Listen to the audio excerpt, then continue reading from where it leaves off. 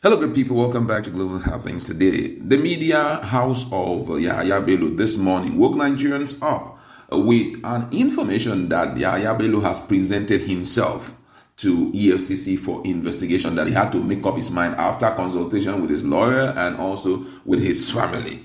But right now, the story is becoming very complex. It's a controversy that cannot be unraveled because there are different infos concerning it. And the big question is, what is going on? Is the man in EFCC grip or not? Is it that his case has been struck out? That's one big question. No one is ready to tell Nigerians. Now, let me give you full details of what is going on.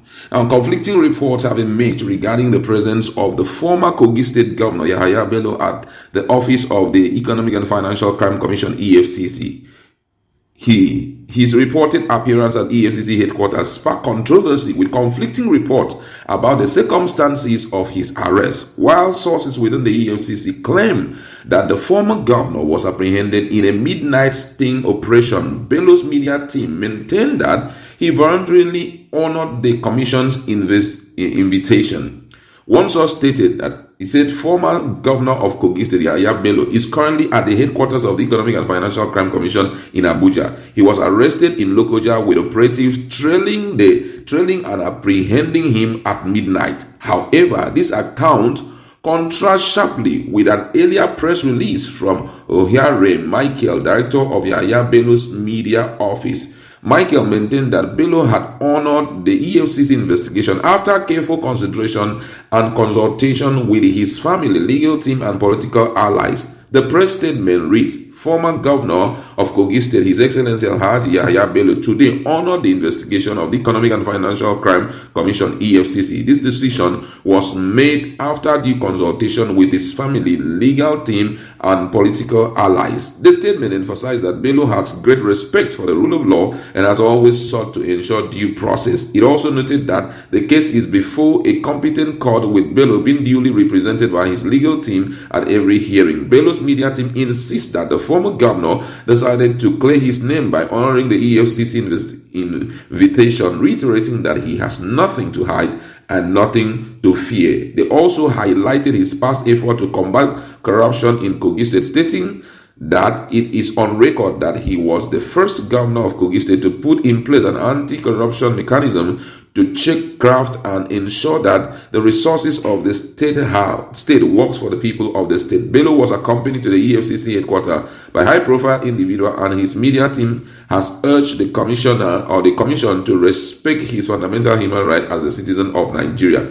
The situation remains tense, with the public awaiting for their details on the developments surrounding Bello's presence at the EFCC office. Another angle was added, to the controversy and confusion when EFCC released a statement saying that Yahaya Bello remains wanted.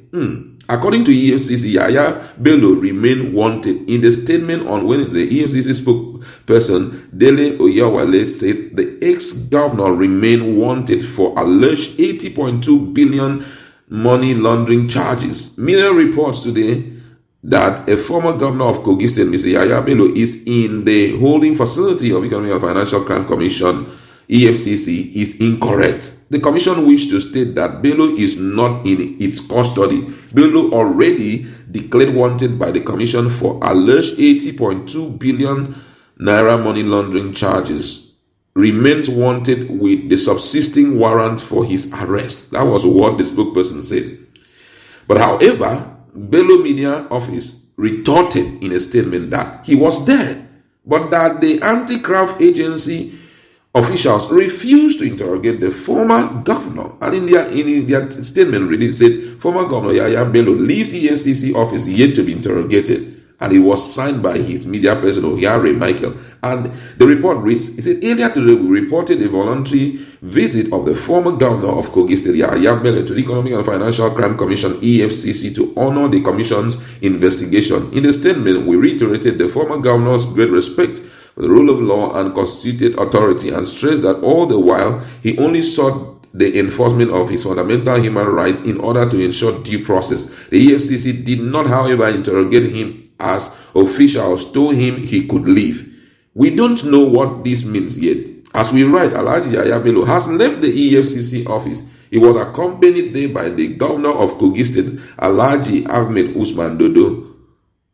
Recall that the case has been before the competent court of jurisdiction, and Alhaji Yahaya Bello has been duly represented by his legal team at every hearing. The former governor decided to honor the investigation to clear his name, as he has nothing to hide and nothing to fear. My God, this level of confusion is as if we have two EFCC in Nigeria. A source reported that EFCC kind of arrested him during the midnight sting, while his people are of the opinion or are saying that he presented himself for arrest. Then EFCC released a statement that they are looking for him, that he has been put on the wanted list for 80-point-something billion naira money laundering charge. Then all of a sudden, the EFCC the media team of Yahaya Bello is telling Nigeria that he presented himself and he was okay to go. They refused to interrogate him. And the big question is, come on, all the information we are hearing, where is it coming from? Why would someone be in EFCC premises and the only info we hear was that, he's still unwanted? Is it that the man disappeared and appeared there? Because I don't understand. Or maybe he was supposed to go to EFCC office. He went to ICPC. Why would EFCC say that he is not in their office? They are not holding him in their office. What is going on? I don't understand. Is this the power of being a member of EFCC? Member of APC? Those are some of the big questions Nigerians are asking. Or is there some gameplay? Well, I've noticed something very interesting about DSS arresting people, ICPC arresting, or even the police. When the person goes fully prepared, they seem to allow the person to rest. Then after a while, we saw in the case of this guy, Joe Ajero, the NLC chairman. By the time he said, okay, I am ready I'm ready to accept your invitation and to come to your office. He went there. It wasn't long they released him, only for him to get ready to travel abroad for a conference, and bam, they bap him at the airport.